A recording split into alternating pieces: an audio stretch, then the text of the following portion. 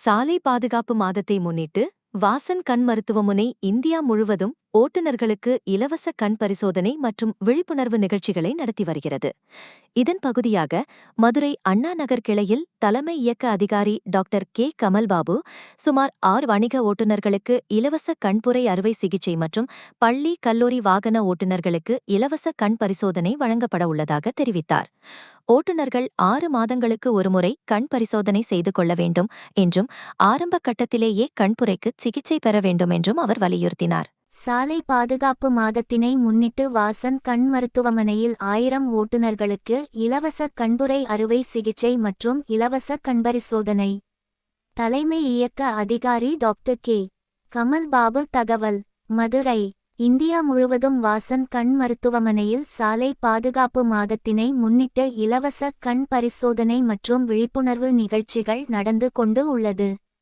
இதனை முன்னிட்டு மதுரை அண்ணா நகர் பகுதியில் அமைந்துள்ள வாசன் கண் மருத்துவமனை கிளையில் தலைமை இயக்க அதிகாரி டாக்டர் கே கமல்பாபு, மதுரை வடக்கு வட்டார போக்குவரத்து அலுவலர் கார்த்திகேயன், போக்குவரத்து ஆய்வாளர் மாணிக்கம் மற்றும் அண்ணா நகர் சரக போக்குவரத்து காவல் ஆய்வாளர் பஞ்சவர்ணம் ஆகியோர் செய்தியாளர்களை சந்தித்தார்.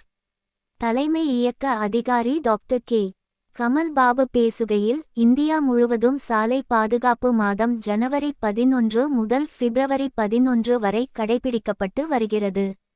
இந்தியா முழுவதும் மக்களின் அத்தியாவசிய தேவைகளுக்காக வணிக ஓட்டுநர்கள் பயணித்துக் கொண்டிருக்கிறார்கள். ஓட்டுநர்கள் மற்றும் பயணிகளின் பாதுகாப்பை கருத்தில் கொண்டு வாசன் கண் மருத்துவமனை சிறப்பான முன்னெடுப்பை எடுத்துள்ளது. அது என்னவென்றால், சுமார் 1000 பேருக்கு கண்புரை அறுவை சிகிச்சை இலவசமாக செய்யப்படவுள்ளது என்றார்.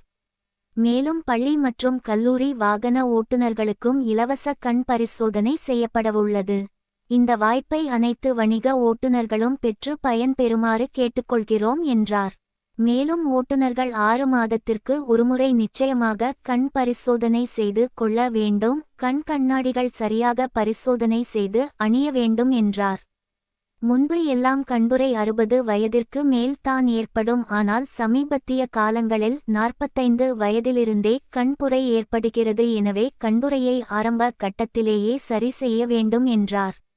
இந்த சந்திப்பில் அறுவை சிகிச்சை நிபுணர் மருத்துவர் கோமதி ரம்யா, பொது கண் மருத்துவர் செண்பக பிரியா, கருவிழி மருத்துவர் ராகுல், வர்த்தக பொது மேலாளர் விஜயன், பொது மேலாளர் பன்னீர்செல்வம் ஆகியோர் உடன் இருந்தனர்.